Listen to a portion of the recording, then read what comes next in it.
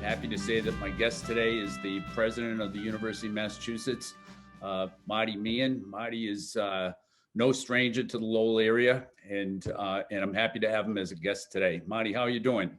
Great, Senator. It's great to join you. And what is this, the 12th? It's great to be on the 12th Beacon Hill Buzz. Well, to start, let me just ask you, how are things going at UMass these days? Well, obviously, with COVID-19, these have been stressful times for the university. In March, we had to send all of our classes virtual. We did it in a matter of weeks, which was a major accomplishment. Most importantly, we graduated at about 18,000 students, including our medical school graduated new physicians early so that they could join the front lines, as well as hundreds of nurses. The campuses are doing well in terms of more applications for next year. All four of our UMass campuses are ranked by U.S. News and World Report Tier 1 national universities. And that's important to keep those rankings up, because the challenge in higher education will be demographics and making sure that people can keep enrollment strong.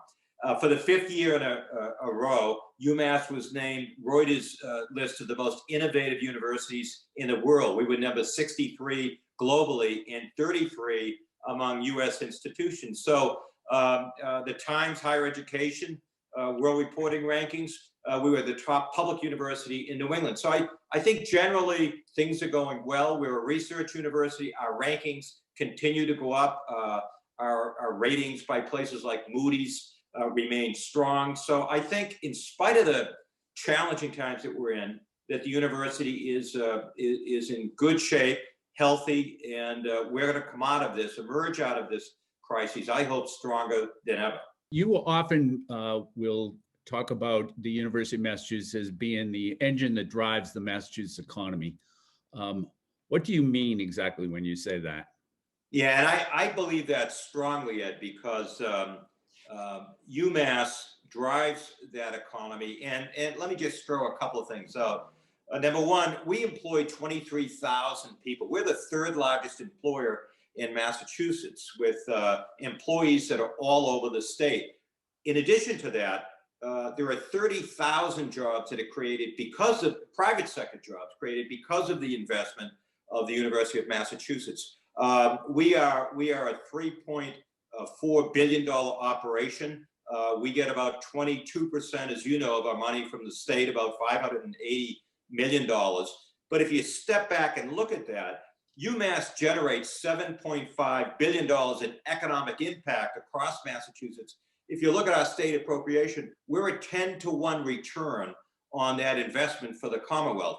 The final point I will make is that UMass has more than 500,000 alumni living around the world, including 320,000 who are living in Massachusetts, many of them leading companies, many of them doctors, nurses who are in the front lines right now, this fight on COVID. So that's what I mean by the economic impact. And if you compare us with other institutions and take it a step further, we have great private universities in Massachusetts. But if you take the top 8, who are the top 8? It's Harvard, MIT, it's BC, BU, Northeastern, Tufts, Brandeis, and WPI. Those are the top 8 universities.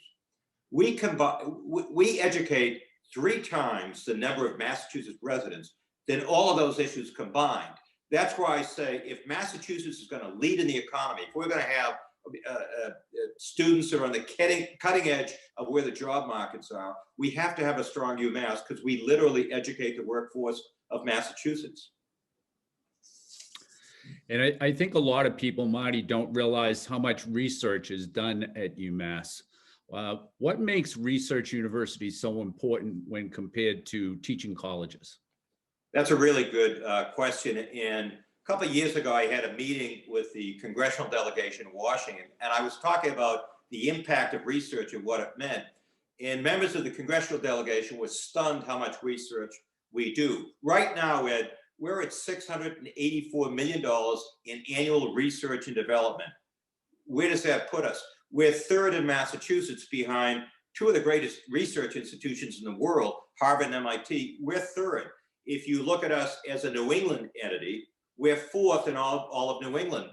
The only one that comes in higher is Yale in Connecticut, which means, by the way, that we rank higher than UConn, than the University of New Hampshire, and then the University of Vermont. So we are a research engine. A lot of our research, in fact, most of our research focuses on those technologies that have a high likelihood of commercialization. What do I mean by that? Often, that research going on by our students, by our faculty member in labs on all 5 of our campuses, a research that will drive innovation, that will create new technologies, that will create new companies and employ more people. We have had 1,200, for example, over the last 5 years, 1,200 invention disclosures. We've had, in the last 5 years, 1,100 patent applications. Nearly 400 patents have been granted. More than $300 million in licensing revenues. And we've created 50 spin-off companies. The other thing about it, Ed, is that our research and industry partners provide a partnership. We do one, for example, at UMass Global with Raytheon. It's a great innovative partnership where our students are learning along with our faculty researchers and researchers from Raytheon. And if you look at the number of students that do research at our institute with Raytheon, most of them end up getting jobs with Raytheon. And Raytheon wants to hire our engineers and our people involved in research. So research helps drive innovation. And that's, look, Massachusetts is an innovation economy. If we're going to be strong, we need to have people that graduate from our universities that are competent in technologies and can fuel that innovation economy. And that's, research goes a long way, Ed, to providing that for Massachusetts residents. Yeah, I think that's an important point, and I think it's something that a lot of people maybe don't have as much appreciation for as what they should have. It's been a tough year. 2020 was a tough year with the virus, and 2021 seems to be tough as well. But and the virus itself and how to deal with the pandemic has been something that's consumed all of us over the past year. Can you tell us how UMass responded back in last March to the initial outbreak and how things are going now? Yeah, as I mentioned earlier, and it's hard to talk about where we are at UMass without going back to March, where virtually overnight the university transitioned to remote teaching and continued to move our students forward towards a degree. And I'm grateful to the job that our faculty did on all 5 of our campuses and what our students did. You know, there's a lot of pressure on faculty to modify, to reimagine courses, integrating technology, and finding ways to overcome the limits of that technology, particularly in the beginning. And I think all of us, well, I'm sure, Ed, you weren't Zooming these type of things. I wasn't before this all started, but I think our faculty were able to do this in a relatively easy way. There's been patience needed, flexibility, resilience, but we're getting through it. I think what I'm most proud of is I mentioned the medical school graduated our new medical students early. The role that our nursing students, physical therapy students are playing all over the state in the front lines.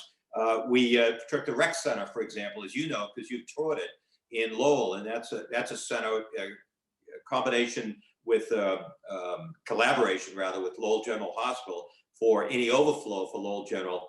We have a facility in our rec center, and that was a sacrifice in the sense that those students who are on campus, were using the rec center, but we felt that there was an important contribution that we could make. PPE and the need to get more of those essential things to those in the front lines. We participated in that. We're now working on a project, and Michael Collins, the chancellor of the medical school, and I wrote an op-ed piece for the Globe. We believe that in the big challenge we face now is how we have the vaccines that are being produced that are coming out. How do we get those vaccines into people's arms? I believe that our students and faculty can play a key role in that. It's happening in our Amherst campus. It's happening in our medical school right now. We're dealing with the governor, Secretary Sutters, to have it in the South Coast, and we're going to work to do it in Boston and also in Lowell, where they're setting up a center. So I view us as being able to get our students to volunteer, maybe they can get a stipend, to play an important role, sort of like mobilization of all our young people to get us through this, because vaccinating 70 to 80% of Americans is how we're going to get out of this. And I believe that UMass can play a really important role. That's Ed looking forward. It's been a difficult, challenging time, but I'm proud of the job that UMass has done generally in getting through it, and then providing those important services that are going to be needed into the future. You recently wrote an op-ed piece that's been quoted by the Boston Business Journal, floating the idea of a national vaccine corps. Can you elaborate on that a little bit? Yeah, I mean, I think the biggest strength that we have that I didn't get into, I didn't mention, we have 75,000 students at the University of Massachusetts, and most of them are in fields that involve technology, that involve healthcare, and even those that aren't involved in other computer science. And as we look at the challenges of how we're going to vaccinate people, one of the biggest challenges with vaccinating people is you don't just do it once. Right now, the two major vaccines, you have to have a technology and a computer system so that somebody is back in 3 weeks, and they have to get that second shot in 3 weeks. That involves utilizing students, I think, that have computer science experience. Our students deliver hundreds of thousands of community service that's already valued. So I think that they are able, I think, to mobilize and help us institute a statewide vaccine effort. And I think it should be done nationally, Ed. And we're at a time where there's been tremendous division in our country.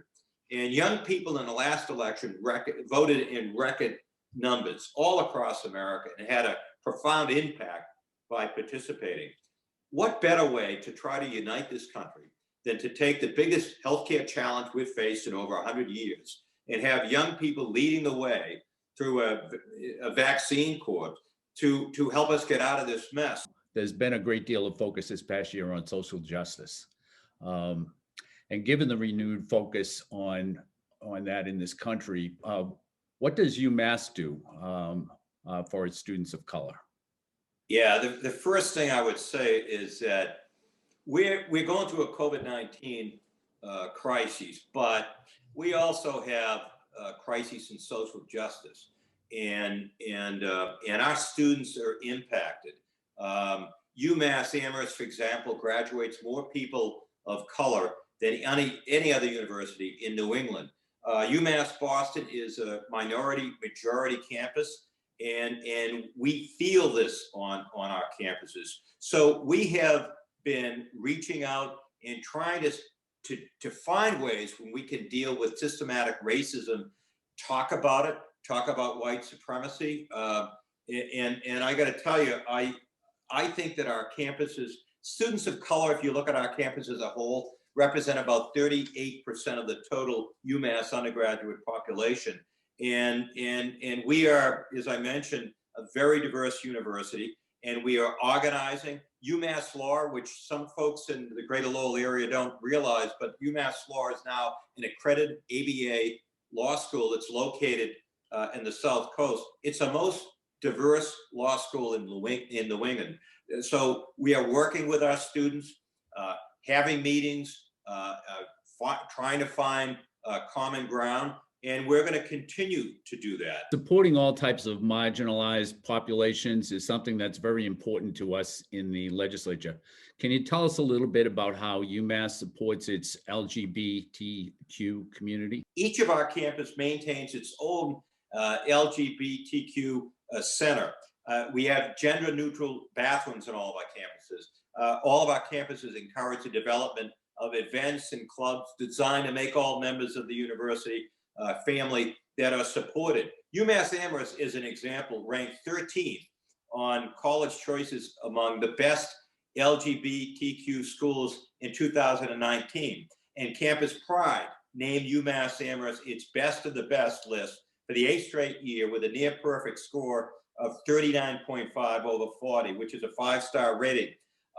So I can remember a college case in another part of the country where a student filmed, whether it was a joke or what it was, filmed their roommate who was having sex with a member of the same sex, and that video somehow got out, and that student committed suicide.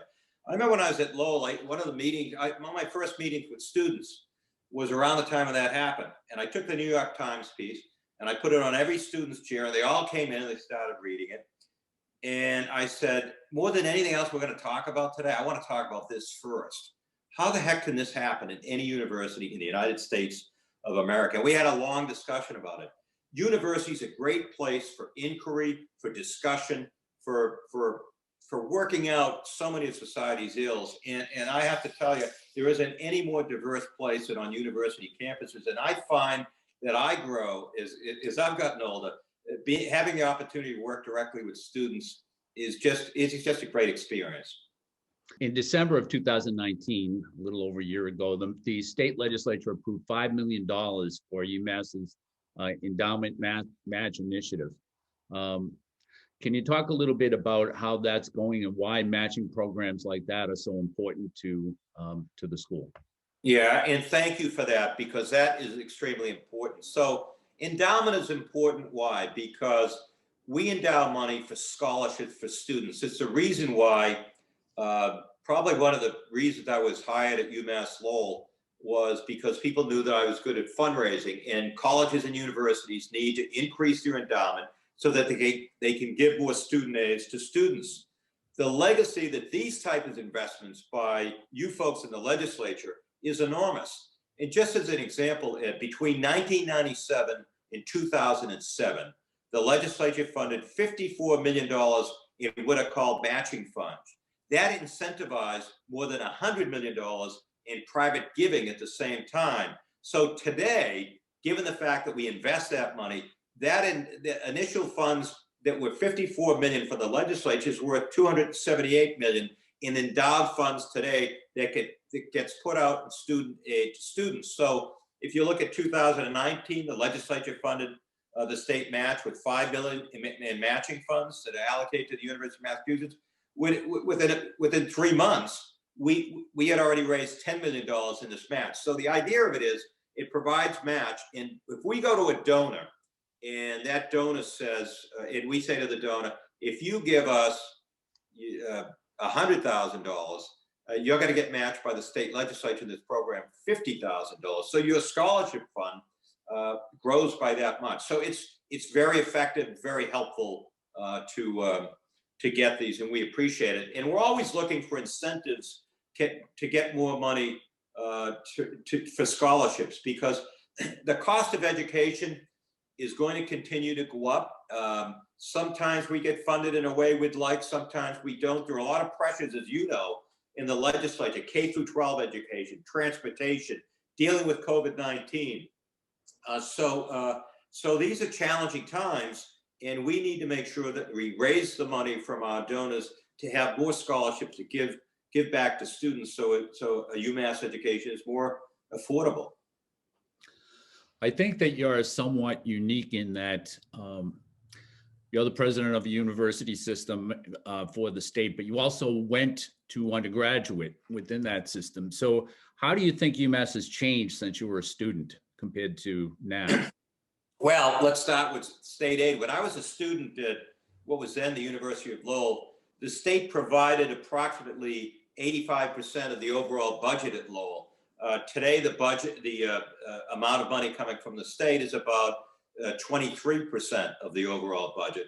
So, and what's interesting, if you look at, and we're talking a 35-year period, if you factor in inflation and look at the cost of a UMass education, factoring in inflation over the last 35 years, the cost has actually stayed about the same or slightly gone down. What has shifted is who pays for it has gone basically from the Commonwealth of Massachusetts, where the majority was, shifted to families, students in their families. So, and there's a lot of reasons for that, but I guess it supports the first thing that I said, which is we need to do a better job of raising money privately. But getting back to the practical aspect of it, Ed, I mean, when I attended, I originally was admitted to Lowell State College. There weren't very many buildings. It wasn't a research institution at that particular time. It wasn't nationally ranked. Lowell Tech and Lowell State merged, and there was a lot of growing pains with the merger of basically a technological institute with a teachers college, primarily. I mean, if you look at their roots. UMass Lowell has changed a lot. If I look at Lowell, and for purposes of this question, I'm going to look at Lowell.